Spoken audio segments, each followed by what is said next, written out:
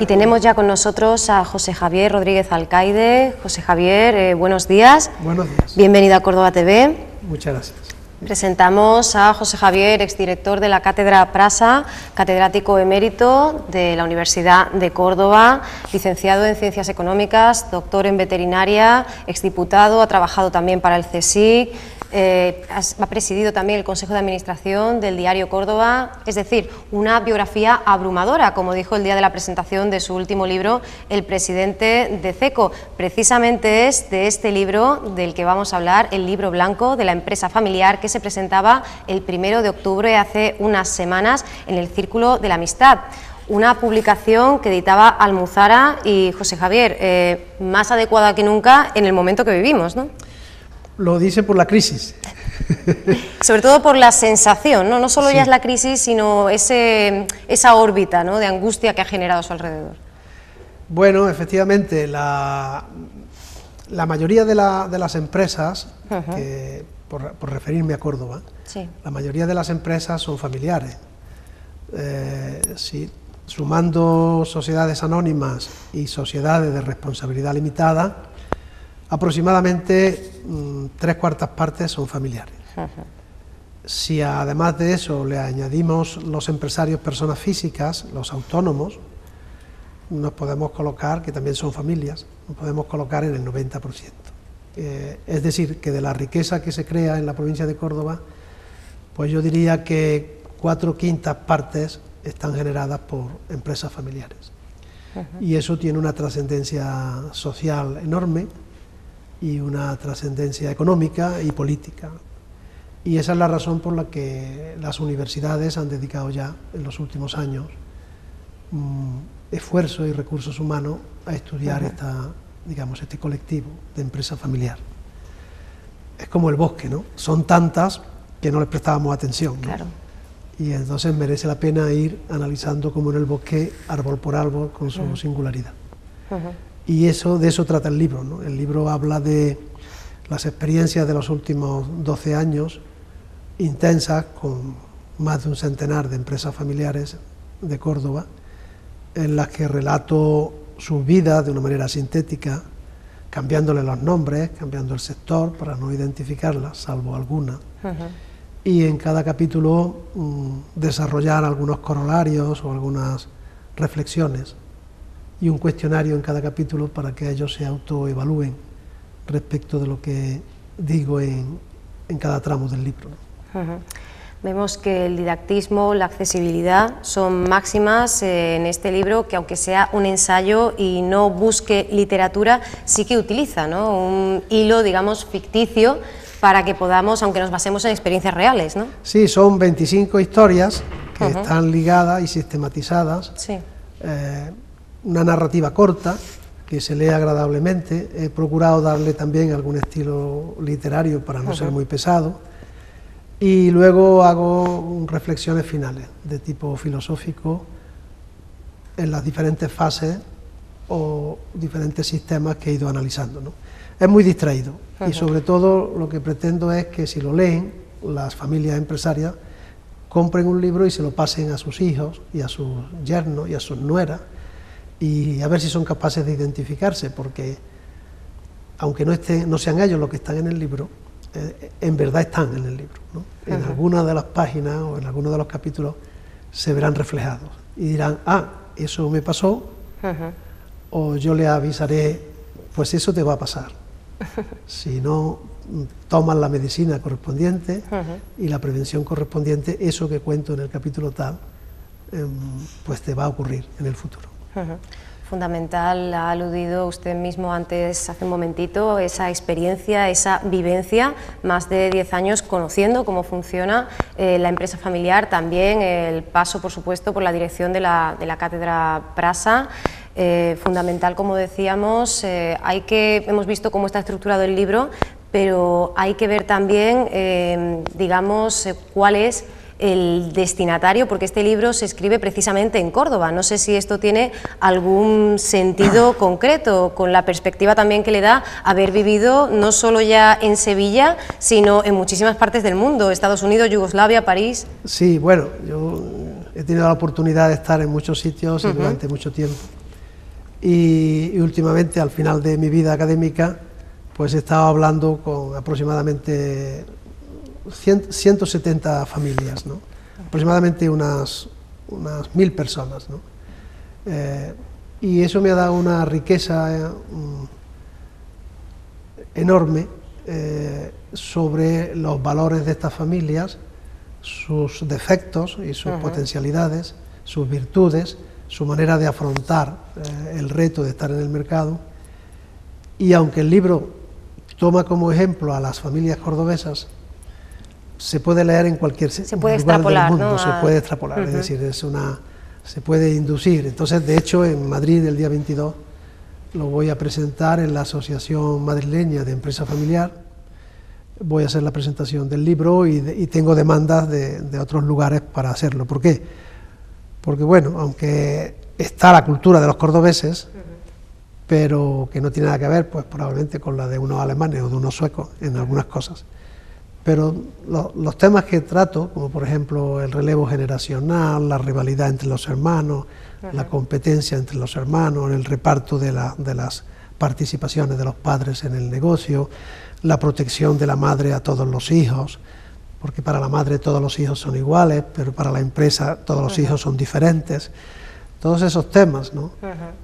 La incorporación de los consortes, de los cónyuges, yernos y nueras, el papel de las suegras, porque son dos sistemas que se involucran, ¿no? De un lado está la familia, de otro lado está la empresa, y ambas tienen que convivir, ¿no? Y lo difícil es hacer convivir esas dos instituciones, ¿no? Que no es que es todo lo contrario de cualquier otra empresa, ¿no? Si usted trabaja aquí y pues luego se marcha a su casa y procura olvidarse de algunas cosas de la empresa, ¿no? Pero en la empresa familiar, cuando uno sale de la empresa y vuelve a su casa, no puede dejar la empresa en la espalda. Claro. Y viceversa, cuando está en la familia y va a su empresa, no puede dejar la familia en la espalda. Y esa dialéctica o esa paradoja es la que se ve en el libro, ¿no? Cómo manejar esas paradojas de convivir dos instituciones tan diferentes. Una institución que es la familia, que es todo corazón y todo emoción, y una institución que es la empresa, que es todo razón y razonamientos y lógica empresarial.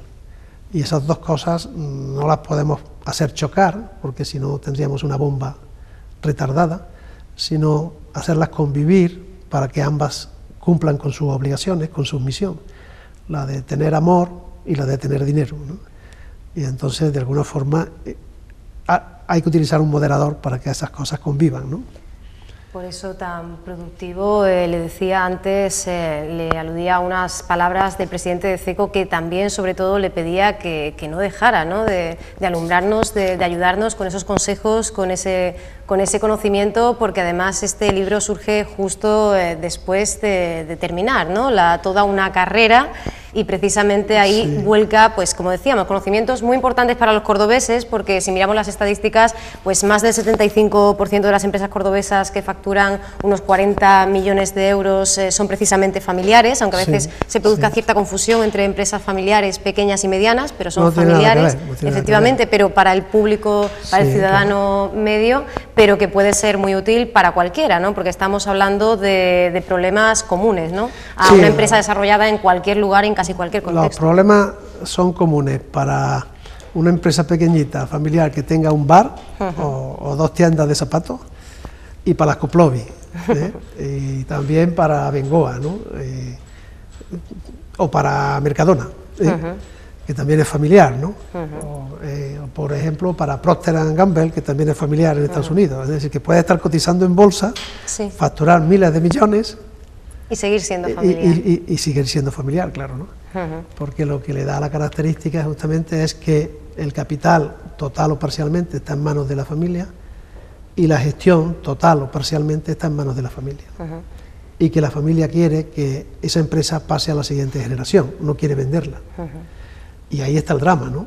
Claro. O sea, podemos tener un monarca fantástico y un príncipe estúpido, ¿no? O podemos tener un monarca fantástico y un príncipe que mejore al monarca, ¿no?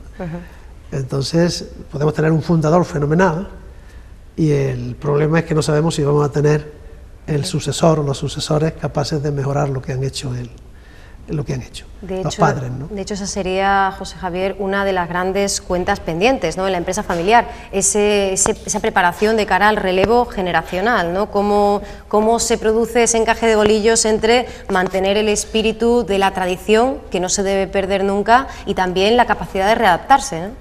Claro, para la sociedad cordobesa o española le interesa mucho que la empresa familiar no caiga, porque por motivos de tensiones familiares o de no hacer bien el relevo generacional. Si una empresa tarda 10, 15, 20 años en consolidarse en el mercado, puede ocurrir que por no haber planeado muy bien el relevo en la gestión y el relevo en la propiedad, termine desapareciendo en poco tiempo, ¿no?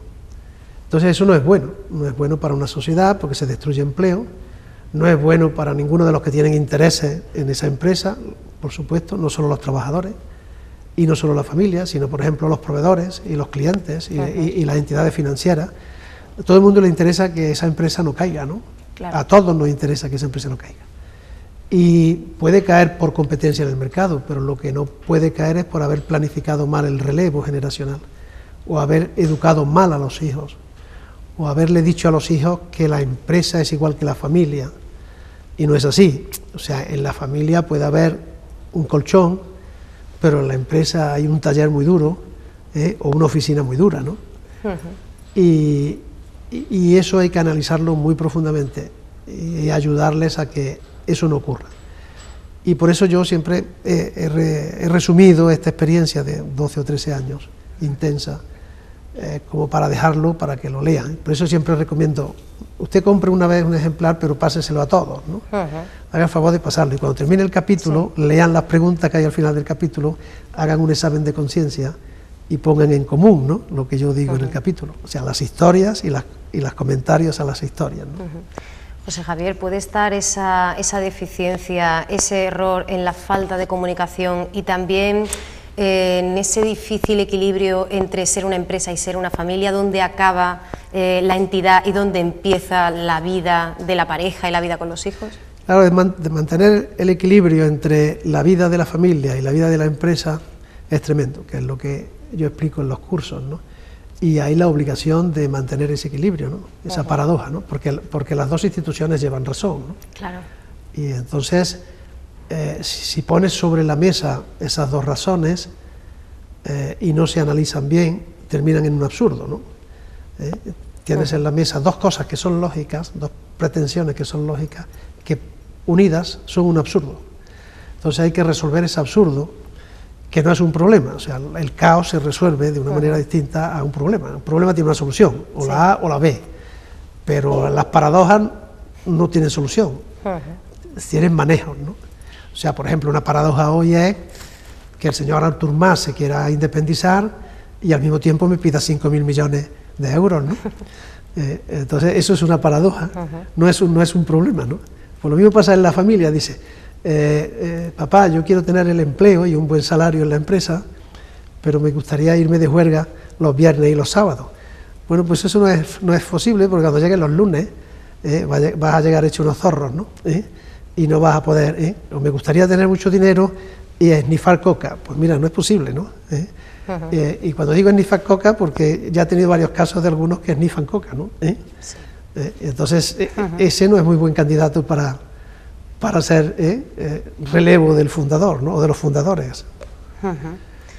Efectivamente, bueno, podemos decir, podemos colegir de esto que es más vulnerable, ¿no? Quizá, no sé si menos resistente, porque entendemos que no tiene nada que ver una cosa con la otra, pero sí puede ser más vulnerable, ¿no?, la empresa familiar, por todo lo que implica, porque aquí no perdemos el capital, aquí perdemos el patrimonio y todo lo demás, ¿no? Hablamos ya de cuestiones emocionales, ¿no? Perdemos el empleo, perdemos el capital y perdemos la familia. Claro. De hecho, hay refranes populares que son muy sabios, ¿no?, por su propia análisis, que es que el padre la fundó, el hijo la mantuvo y el nieto la destruyó, ¿no? Más o menos, ¿no? O el padre banquero, el hijo caballero y el nieto pordiosero, ¿no? Bueno, eso es el ciclo biológico, y a eso se debe a que realmente las familias no han ido contemplando las dos instituciones de manera clara. A la tercera generación solo suele llegar el 7% de las empresas fundadas, y a la segunda generación, no por razones de mercado y de competencia, sino por problemas familiares, no suele llegar más que el 36-37%. Es decir, han caído 3 en el recorrido, de cada 100 han caído 6 o 7, o de cada 10 han caído, perdón, 60 o 70, de cada 10 han caído 6 o 7. Entonces es un coste muy grande para la propia familia y para la sociedad. Yo siempre insisto que eso es un coste enorme para la sociedad, y hay que contemplarlo. Y los trabajadores que trabajan en una empresa familiar tienen que contemplar que están en una empresa muy especial, ¿no? Muy singular. Tan singular que, a pesar de representar el 60 o el 70% de las empresas que hay en España, y que son las que más empleo dan, porque dan prácticamente el 70% del empleo, pues los trabajadores no llegan a saber qué tipo de relaciones hay entre los hermanos, las intuyen, o entre los padres y los hermanos, entre los consortes, ¿no? Las van percibiendo desde lejos, pero sin tener un análisis lógico y científico de lo que está ocurriendo, ¿no? Y efectivamente son vulnerables, pero en los momentos de crisis como ahora, son las que más resisten. Es decir, si ahora en estos momentos de crisis uno compara el cierre de empresas, se están cerrando más empresas que no son familiares que las que son familiares. ¿Por qué? Porque la que no es familiar, cuando llega al banco apretando, los socios no aportan más garantías. Claro. Pero las que son familiares, cuando el banco aprieta, ellos aportan su vivienda, su segunda vivienda, todos los avales y todas las garantías, con tal de que la empresa siga, porque la empresa es su proyecto y su empleo. Entonces ahora mismo las que más resisten, curiosamente, en los momentos de crisis, las que más resisten son las familiares. Y en los momentos de abundancia, las que más caen son las familiares. Curiosamente, pero cuando aprieta la situación, cuando ya sentimos que nos ahogamos, entra la entrega, entra el componente de la implicación máxima, porque es todo lo que soy, ¿no? La defensa de todos, digamos, es como cuando las caballerías se ponen juntas y son capaces de despedir a los lobos, ¿no? Entonces, cuando los lobos vienen, ellos son capaces de unirse esfuerzos y defenderse. Y me decía antes, el problema puede estar en la comunicación, exactamente. Es decir, el problema de la familia es que todos se quieren, podríamos decir con ese eslogan de por ti mato, pero no se hablan. Sí. No se hablan lo suficiente, ni hablan suficiente sobre los temas de empresa. Entonces no basta con quererse mucho, hay que hablarse, ¿no? Hay que hablarse. Lo mismo que en el amor, no basta con mirarse a los ojos, alguna vez hay que dar un beso, una caricia. Pues en el caso de la empresa no basta con que los hermanos se quieran mucho y los padres y los hijos, sino que hay que sentarse formalmente a hablar del papel de cada uno de ellos en la empresa, de las responsabilidades que tienen en la empresa, de lo que la empresa espera de ellos. Y la empresa no es solo el capital, son los trabajadores y son los clientes y son los proveedores y los bancos. Y eso no se habla, ¿no? De eso no se habla. En ese sentido podríamos decir que incluso sería recomendable hacer dinámicas de grupo, ¿no? Porque nosotros sí. Debemos aprender, ¿no? No solo hablar, sino comunicar. Cuando terminan los cursos, que son 45 horas al año, nosotros a los que realmente quieren llegar a desarrollar una fase superior, pues, y les ayudamos a desarrollar el protocolo, necesitamos que entiendan que lo mismo que la empresa tiene un órgano de gobierno, tiene unos administradores, la familia necesita un órgano de gobierno. No la familia parental, porque la familia parental está el padre y la madre que se suponen que gobiernan, pero sí la familia extendida, es decir, la familia de las familias, es decir, los abuelos con los hijos casados, eso, y con los nietos pequeños. Esa nueva institución, que es una familia extendida y múltiple, necesita un órgano de gobierno, porque si eso no se gobierna, el caos que hay en la familia se trasladará a la empresa. Y aunque la empresa tenga orden y tenga gobierno y tenga administradores, sufrirá mucho el desgobierno y la anarquía de la familia extendida. Así como una familia que no tenga empresa puede permitirse el lujo de que los hijos tengan sus familias independientes y solo se vean para actos lúdicos, bodas, bautizos y cumpleaños, la empresa familiar no se puede permitir eso. La empresa familiar tienen que reunirse los hijos y los consortes y los nietos mayores y los abuelos continuamente desde el principio a hablar sobre sus características especiales y su esencia, que es ser familia empresaria. Un desgaste añadido, sobre todo para la rama de la familia política, ¿no? Porque cuando la sangre corre de por medio es mucho más sencillo llegar a consensos, ¿no? Sí, sobre todo cuando hay políticos, pues hay políticos que ayudan y con nueva cultura, pero hay políticos que traen su nueva cultura y aun queriendo ayudar, no saben o no pueden, ¿no?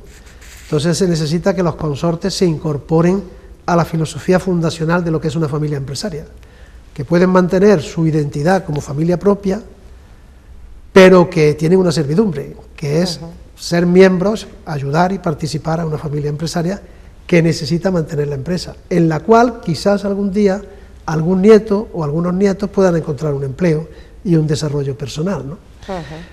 Claro, la visión de corto plazo y largo plazo, los egoísmos, las rivalidades, las culturas diferentes, producen un choque.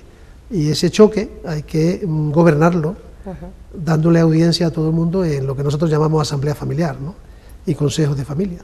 Lo mismo que una empresa que tiene sus choques, tiene su consejo de administración donde resolverlos, ¿no?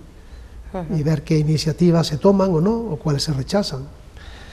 Bueno, es una vida que a mí me ha distraído mucho, me ha enriquecido mucho durante estos últimos años, desde el año 2000, y bueno, y lo he dejado reflejado en el libro, me parecía que era una obligación, ¿no?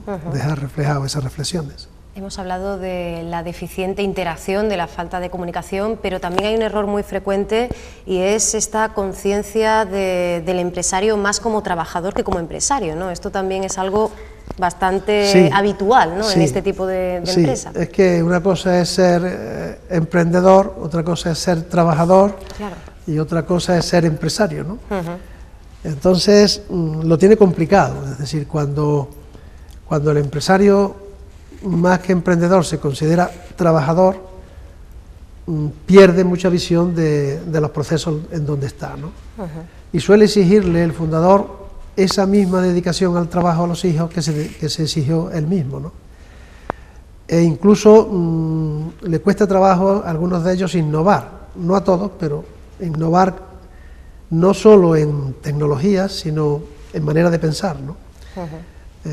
Y siempre dicen, ¿a mí qué me vas a decir si yo empecé de la nada y he llegado a tener esto, ¿no? Con su esfuerzo y su dedicación. Efectivamente, el esfuerzo, la dedicación es fundamental, el compromiso es fundamental, pero eso que señalaba antes, el equilibrio entre tradición en valores e innovación cultural y tecnológica, porque el mundo cambia profundamente, también es necesario. Y eso lo pueden aportar los hijos y los consortes. De hecho, en el libro hay un capítulo dedicado a los consortes que yo considero que son buenos consortes, ¿no? Que ayudan, ¿no? No he tocado los consortes que destruyen, ¿no? Sino los positivos, ¿no? Sí, la parte positiva, sí. Muy bien. También hay otro lazo que en alguna ocasión ha dicho debe reforzarse, que es el existente entre lo que podríamos llamar la cúpula directiva y el funcionariado, ¿no? Dentro del contexto de la empresa familiar. ¿Cómo es esta relación en la práctica? ¿Y cómo debería ser? El problema está entre el equilibrio entre los familiares ejecutivos y los familiares no ejecutivos, ¿no? Sí. Y luego entre los familiares ejecutivos y los no familiares ejecutivos, ¿no? Entonces ahí hay un grupo de actores muy diferentes, ¿no? O sea, no es lo mismo el hermano que es director de ventas que el hermano que está, pues a lo mejor desarrollando una labor de menos trascendencia, de menos operatividad. O no es lo mismo el choque entre dos hermanos ejecutivos que entre un hijo o un padre ejecutivo y un empleado no familiar que también es ejecutivo, ¿no? Lo que noto en los ejecutivos no familiares es un cierto miedo a decir la verdad a los familiares, ¿no? O a decirle al padre las deficiencias que encuentran en los hijos, o a decirle al hermano las deficiencias que encuentran en él en sus relaciones con los otros hermanos. Es decir, hay una especie de tabú, de cuestiones intocables que muchas veces los ejecutivos no familiares, porque tengan miedo a no ser bien percibidos, no ser bien entendidos, ser despedidos incluso por dar esas opiniones, se retraen en darlas y se equivocan, porque probablemente estén diagnosticando un problema que tiene, una situación que tiene extraña, que tiene solución, y puede, el no aportar esa idea puede conducir a que luego la empresa se hunda, ¿no? Por no hablar claro. Entonces yo siempre digo que cuentas claras, realidades claras, y las amistades serán larguísimas, ¿no? Si uno empieza a ocultar datos y a ocultar realidades, pues al final está creando un fantasma, y el fantasma al final se viene sobre uno mismo, ¿no? Y termina quitándole hasta el sueño, ¿no? Entonces en las empresas familiares se generan muchos fantasmas pues por no hablar, porque hay cuestiones que son tabú, ¿eh? Hay algún hijo intocable, alguna hija intocable, algo. Hablamos de cerrazón interna, pero también de que a veces las empresas familiares se convierten en cosmos muy cerrados, ¿no?, de cara al exterior, que debería haber más porosidad, ¿no?, quizá. Claro. Aunque manteniendo la cohesión, claro.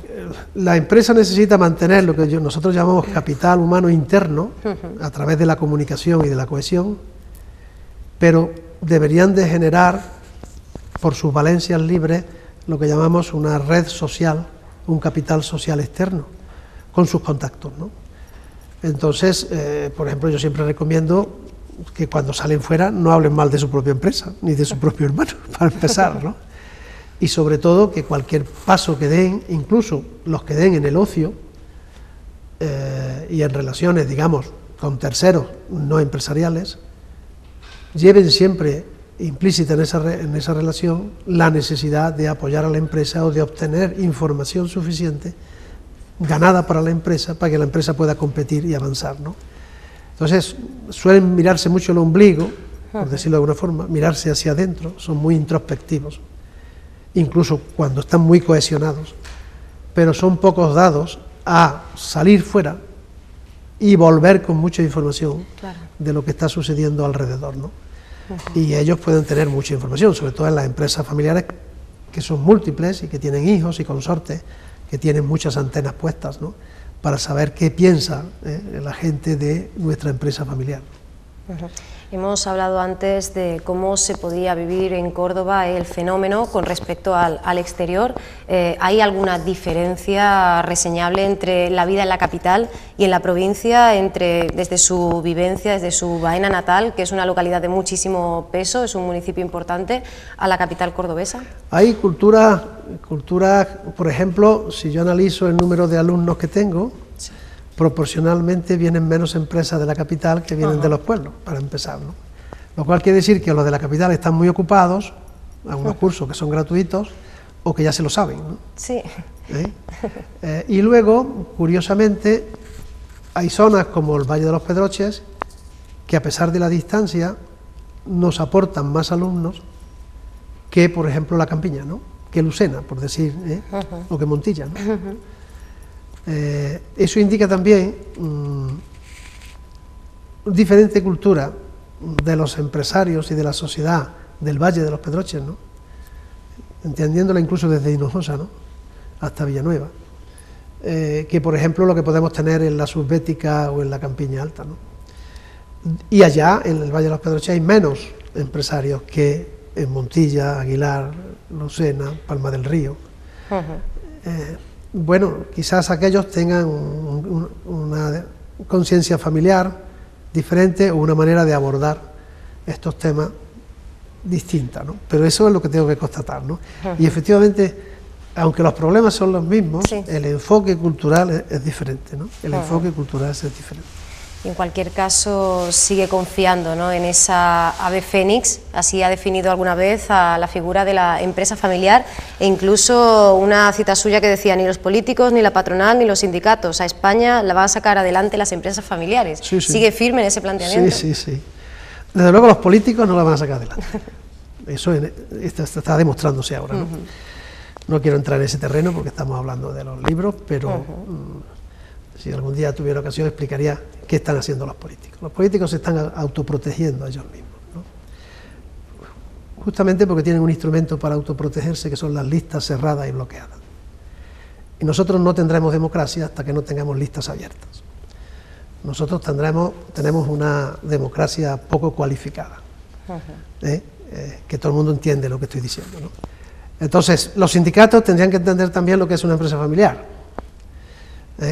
Y tendrían que saber que interesa que el convenio se haga a nivel de empresa familiar, no a nivel de sector. Porque cada empresa familiar es un mundo cultural diferente y no se puede homogeneizar, independientemente de las normas generales del salario mínimo, de las horas de trabajo, de los descansos, etcétera, ¿no? Pero luego las relaciones entre los fundadores, que están muy cercanas, y los trabajadores es distinta, porque la gente no sabe que el 92% de las empresas cordobesas tienen menos de 20 trabajadores y que el 85% tienen menos de 5. Entonces los sindicatos tienen que entenderlo eso, para que además sepan que en el marco de una empresa familiar es donde hay más posibilidad de que nazca un nuevo empresario, de que nazca, aprenda, viva las dificultades de una empresa, y si tiene capacidad genética para eso, la desarrolle. De hecho, en todos los estudios que tenemos, el 80% de los nuevos empresarios nacen de empresas familiares y el 20% nacen de su propia genética y no tiene nada que ver con empresa familiar, pero el 80% nacen de las empresas familiares, y los sindicatos deberían de prestarle a esto mucha atención, lo mismo que se le ha prestado mucha atención y está cambiando, que es el papel de la mujer en la empresa familiar. Es decir, aquel concepto de que había un techo de cristal para la mujer, que la mujer nunca debería ocupar un puesto directivo, que no puede asumir ciertas responsabilidades, eso no tiene nada que ver. Hoy tenemos verdaderas ejecutivas con capacidad de análisis y con una manera de dirigir y un estilo de dirigir por parte de las mujeres muy diferente y complementaria a los hombres, y las tenemos muy eficaces. Por lo tanto, digamos, la empresa familiar va a seguir adelante, porque tendríamos que destruir la familia para destruir la familia empresaria, ¿no? O sea, que va a salir reforzada incluso. Reforzada, ¿no? Si destruimos la familia, pues desaparecerá la familia empresaria, obviamente, ¿no? Claro. Pero si se mantiene una unidad social básica de toda sociedad, que es la familia, entendida como se quiera, pero la familia, pues tendremos empresas familiares, porque además no se puede hacer una empresa sin la ayuda de la familia. Es decir, todo el que escriba su historia empezará diciendo: gracias a que mi pareja me ayudó, gracias a que mis hijos me ayudaron, gracias a que mi padre me ayudó, mi suegro me ayudó, pude empezar el proyecto. Entonces, es que lo tenía cerca. No se te ocurrirá que te ayude el banco si a empezar tu negocio. Y si además tenemos esa herramienta, este libro blanco de la empresa familiar, para optimizar la gestión, facilitar el diagnóstico y poder resolver problemas concretos, ¿verdad? Vamos a evitar que esta pues pueda quebrar, pueda desaparecer. Así que pues le tengo que dar la enhorabuena por la acogida que ha tenido ya. Manuel Pimentel, responsable de la editorial, decía que era usted un Aristóteles de nuestro tiempo. Bueno, lo que soy es viejo, y por viejo, pues a lo mejor del viejo el consejo, ¿no? Y ya por mis 75 años, pero bueno. Sí, pero el conocimiento no siempre se convierte en sabiduría, ¿no? Eso es, Así que como este decía caso, Aristóteles, ¿no? Solo se puede llegar a filósofo si se llega a viejo, ¿no? Bueno, pues como decíamos, con esa sabiduría, con esa inteligencia emocional que nos ofrece en el libro blanco de la empresa familiar, José Javier, le damos las gracias por haber estado aquí con nosotros. Hace un momentito decía, bueno, me gustaría hablar de esto, pero hoy he venido a hablar de esta obra. Cuando quiera, aquí estaremos esperándole en el plató de Córdoba TV. Muy bien, pues muchas gracias a vosotros por la invitación. Pues muchísimas gracias, José Javier Rodríguez Alcaide, gracias y muy buenas tardes. Buenas tardes.